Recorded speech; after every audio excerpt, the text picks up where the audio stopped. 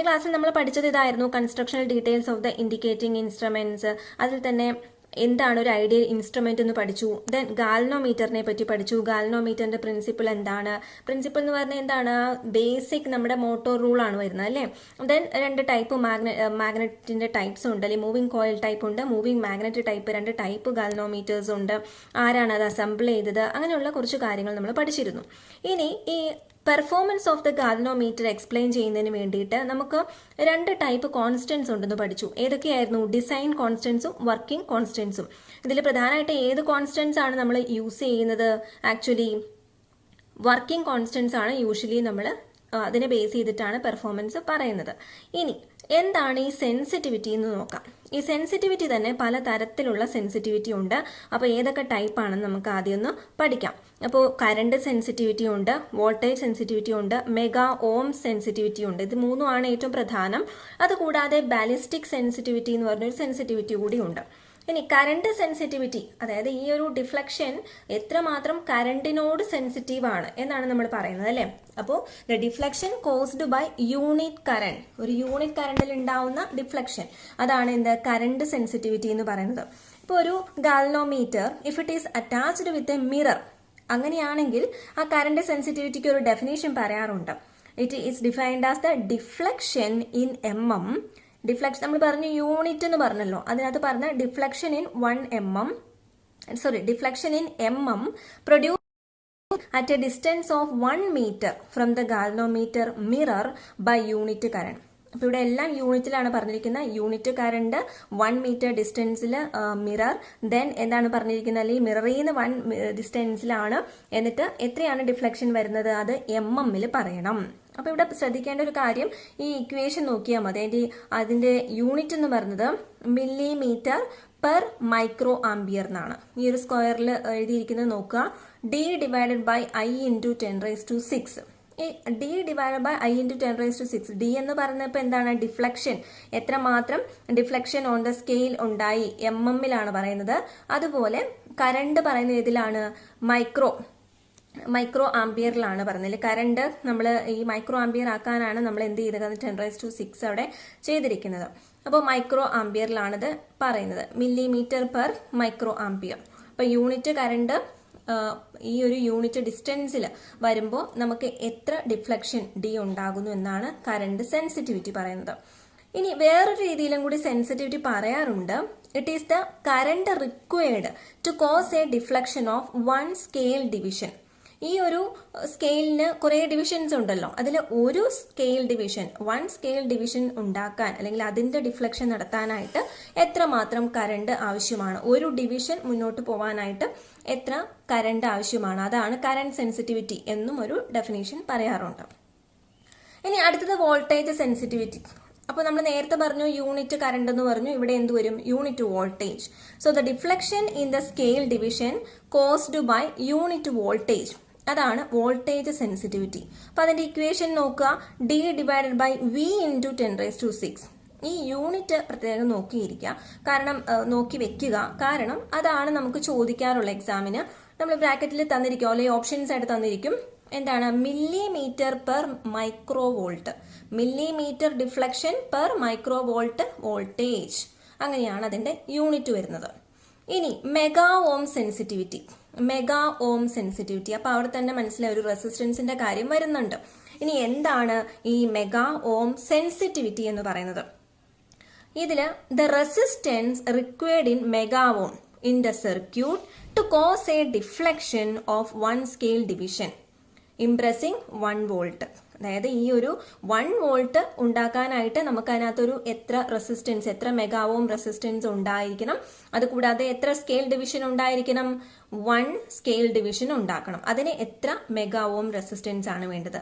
The ohm required in megohm in the circuit to cause a deflection of 1 scale division upon impressing എത്ര voltage ആണ്? 1 volt.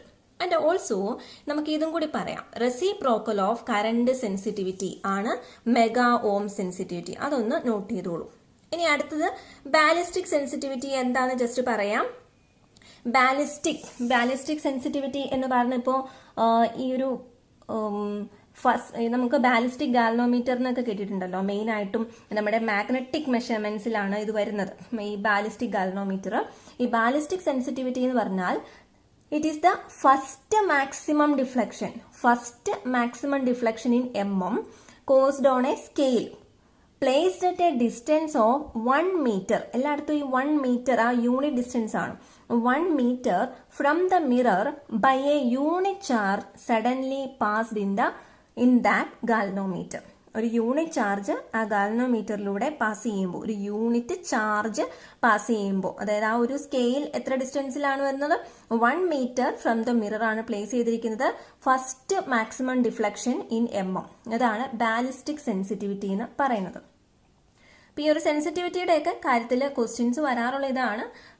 ഈ unit important ആണ്. കൂടാതെ നമ്മുടെ mega ohm sensitivity എന്തിന്റെ reciprocal ആണ്? Current സെൻസിറ്റിവിറ്റിയുടെ reciprocal ആണ്. ഇനി നമുക്കപ്പോൾ ഈ ഗാൽവനോമീറ്റർ നമ്മൾ മെയിൻ ആയിട്ടും ഓരോ സെലക്ട് ചെയ്യുമ്പോൾ എന്തൊക്കെ ശ്രദ്ധിക്കണം? ശ്രദ്ധിക്കേണ്ട കാര്യങ്ങളൊക്കെ ഒന്ന് പറയാം. കാരണം ഇങ്ങനെയുള്ള കുറെ കോൺസ്റ്റൻസിന്റെ കാര്യമൊക്കെ പറഞ്ഞു. എന്നാലും എങ്ങനെയാണ്, കൂടുതലാണോ കുറവാണോ, എങ്ങനെയാണ് വാല്യൂസ് സെലക്ട് ചെയ്യേണ്ടത് ഓരോ കാര്യത്തിലും നമുക്ക് നോക്കാം. സോ ആദ്യത്തെ ഫീച്ചർ എന്ന് പറഞ്ഞാൽ സെൻസിറ്റിവിറ്റി ആണ്. ഈ സെൻസിറ്റിവിറ്റി എത്ര വേണം? The sensitivity should be sufficient to work, അല്ലെങ്കിൽ sufficient for work but not much higher required. ഒത്തിരി ഹയർ വാല്യൂസ് വേണ്ട, സഫിഷ്യന്റ് ഫോർ ദ വർക്ക് മതി. ആൻഡ് ദെൻ റെസിസ്റ്റൻസിന്റെ കേസിലാണെങ്കിലും ഇപ്പോൾ ഹൈ റെസിസ്റ്റൻസ് സർക്യൂട്ട് ആണെങ്കിൽ നമ്മൾ ഏത് ടൈപ്പ് ഗാൽവനോമീറ്റർ യൂസ് ചെയ്യണം? ഹൈ റെസിസ്റ്റൻസ് ഗാൽവനോമീറ്റർ വേണം ഡിസൈൻ ചെയ്യാൻ. For a low resistance circuit ആണെങ്കിൽ ലോ റെസിസ്റ്റൻസ് ഗാൽവനോമീറ്റർ വേണം ഡിസൈൻ ചെയ്യാനായിട്ട്, അല്ലെങ്കിൽ സെലക്ട് ചെയ്യാനായിട്ട്. ഇനി അടുത്ത ഡാമ്പിംഗ് ആണെങ്കിൽ that should be less than critical value ആണ് ഡാമ്പിംഗ് വാല്യൂ വേണത്. അതിൻ്റെ ഒരു ഒപ്റ്റിമം വാല്യൂ സാധാരണ കാൽക്കുലേറ്റ് ചെയ്ത് വെച്ചിരിക്കുന്ന ഒപ്റ്റിമം വാല്യൂ എന്ന് പറയുന്നത് 0.8 ആണ്. 0.8. അപ്പൊ ഗാൽവനോമീറ്ററിന്റെ ഒരു ഒപ്റ്റിമം വാല്യൂ ഓഫ് ഡാമ്പിംഗ് 0.8 ആണ്. Then time of vibration of the moving system. ഈ വൈബ്രേഷൻ ടൈം എന്ന് പറയുന്നത് എത്രയും ഷോർട്ട് ആക്കാമോ അത്രയും ഷോർട്ട് ആക്കാം, ആസ് ഷോർട്ട് ആസ് പോസിബിൾ. ഇനി അടുത്ത പ്രോംപ്റ്റ്നെസ്. അത് അപ്പം തന്നെ ഒരു റീഡിംഗ് ഒട്ടനെ തന്നെ തരുന്ന ആ ഒരു പ്രോംപ്റ്റ്നെസ്, അതാണ് പ്രോംപ്റ്റ്നെസ് ഓഫ് റെസ്പോൺസ്. ഷോർട്ട് പീരീഡ് ആയിരിക്കണം, അതുപോലെ ക്രിട്ടിക്കൽ ഡാമ്പിങ്ങും ആയിരിക്കണം. Short period and critical damping എന്ന് പറഞ്ഞാൽ ക്രിട്ടിക്കൽ ഡാമ്പിങ്ങിൽ കുറച്ച് വാല്യൂ കുറവായിരിക്കും. Short period and critical damping നടത്തണം. അതാണ് പ്രോംപ്റ്റ്നെസ് എന്ന് പറയുന്നത്. ഡിഫ്ലക്ഷൻ വന്നാൽ മാത്രം പോരാ, അത് അവിടെ വൈബ്രേറ്റ് ചെയ്യാതെ അവിടെ സ്റ്റഡി ആയിട്ട് നിൽക്കണം. ദെൻ അടുത്തൊരു ക്യാരക്ടറിസ്റ്റിക്സ് വരുന്നത് ഫ്രീഡം ഫ്രം മെക്കാനിക്കൽ ഡിസ്റ്റർബൻസ് പാടില്ല. Then freedom from stray field effect, അതും ശ്രദ്ധിക്കണം. Then definiteness of zero reading. ഇപ്പോൾ നമ്മൾ വേറെ വാല്യൂ ഒന്നും കൊടുക്കാത്തപ്പോൾ അത് എന്തിൽ തന്നെ ആയിരിക്കണം? സീറോയിൽ തന്നെ ആയിരിക്കണം, അല്ലേ? സോ ഡെഫിനിറ്റ്നെസ് ഓഫ് സീറോ റീഡിംഗ് വേണം. ദെൻ ലീനിയർ ആയിരിക്കണം ഡിഫ്ലക്ഷൻ. ഇപ്പൊ ഡിഫ്ലക്ഷന്റെ ടൈപ്പ് ഏതാന്ന് വെച്ചാൽ ലീനിയർ ആയിരിക്കണം. പിന്നെ കോയിൽ ക്ലാമ്പിംഗ് ശ്രദ്ധിക്കണം. എങ്ങനെയാണ് കോയിൽ ക്ലാമ്പ് ചെയ്തിരിക്കുന്നത്? Then visibility of the suspended components നമുക്ക് അത് അഴിച്ചു നോക്കിയാൽ അത് നമുക്ക് കാണാൻ പറ്റണം, അതിന്റെ അറേഞ്ച്മെന്റ് കാണണം. Then accessibility of repairs. അത് എന്തുകൊണ്ടാണ് അങ്ങനെ പറയുന്നത് വെച്ചാൽ റിപ്പയേഴ്സ് നടത്താൻ ആക്സസിബിൾ ആയിരിക്കണം. ഇങ്ങനെയുള്ള കാര്യങ്ങളാണ് നമ്മൾ സാധാരണ ഗാൽവനോമീറ്റർ സെലക്ട് ചെയ്യുമ്പോൾ നോക്കുന്ന കാര്യങ്ങൾ. ഇനി രണ്ട് കാര്യം കൂടി ഉണ്ട് കേട്ടോ. ഒരു കാര്യമല്ല, ടെമ്പറേച്ചർ എഫക്ട്. ഈ ടെമ്പറേച്ചറിന്റെ effect as small as possible ആയിരിക്കണം. അതുപോലെ ഒപ്റ്റിക്കൽ സിസ്റ്റം, ഈ ഒരു സ്കെയിലും ആ മിററും ഉള്ള അറേഞ്ച്മെന്റ് ഉണ്ടല്ലോ, അപ്പൊ അതൊക്കെ പെർഫെക്റ്റ് ആയിരിക്കണം. അപ്പൊ അത് നല്ലതാണോ എന്ന് നോക്കണം. ദെൻ അടുത്ത കാര്യം പറയാനുള്ളത് ഗാൽവനോമീറ്റർ ഷണ്ട് എന്നാണ്. ഇപ്പൊ ഈ ഗാൽവനോമീറ്ററിനകത്ത് നമുക്കറിയാം, നമ്മൾ സാധാരണ ഇത് ഏതിലാണ് യൂസ് ചെയ്യുന്നത്? ഏറ്റവും കൂടുതൽ യൂസ് ചെയ്യുന്നത് ബ്രിഡ്ജസിൽ നമ്മൾ ബാലൻസ് കണ്ടീഷൻ ഒബ്റ്റെയിൻ ചെയ്യാനായിട്ട് ഗാൽവനോമീറ്റർ റീഡിംഗ് 0 ആക്കും, അല്ലേ? അപ്പൊ അങ്ങനെ ആ ഒരു ഹൈലി സെൻസിറ്റീവ് ആയിട്ട് നല്ല ബാലൻസിങ് കണ്ടീഷൻ കിട്ടണം. അപ്പൊ ചില സമയത്ത് ആ ഒരു തുടക്കത്തിൽ തന്നെ ആ ഒരു ബാലൻസ് കണ്ടീഷൻ കിട്ടില്ല, കുറച്ചു നേരം എടുത്തിട്ടാണ് കിട്ടുള്ളൂ. അപ്പൊ നമുക്ക് ആ ബാലൻസിങ് ചെയ്യേണ്ടി വരുന്നു. ആ ബാലൻസിങ് ചെയ്യേണ്ടി വരുമ്പോൾ നമുക്ക് 2 ഓപ്ഷൻസ് നമുക്ക് പറ്റാറുണ്ട്, അല്ലെങ്കിൽ നമ്മൾ 2 ഓപ്ഷൻസ് ആണ് നമുക്ക് ചെയ്യാൻ പറ്റുന്നത്. ഒന്നെങ്കിൽ ഒരു ഹൈ റെസിസ്റ്റൻസ് ഈ ഗാൽവനോമീറ്ററിന്റെ സീരീസ് കണക്ട് ചെയ്യാം, ഹൈ റെസിസ്റ്റൻസ് ഗാൽവനോമീറ്ററിന് സീരീസ് കണക്ട് ചെയ്യാം, so that to limit the current caused by the available EMF. അല്ലെങ്കിൽ വേറൊരു ഓപ്ഷൻ എന്ന് പറയുന്നത് കറണ്ട് ലിമിറ്റ് ചെയ്യാനായിട്ടാണ് എന്ത് കണക്ട് ചെയ്യുന്നത്, ഹൈ റെസിസ്റ്റൻസ് സീരീസിൽ, അല്ലെങ്കിൽ a low resistance shunt across the terminals of the galvanometer.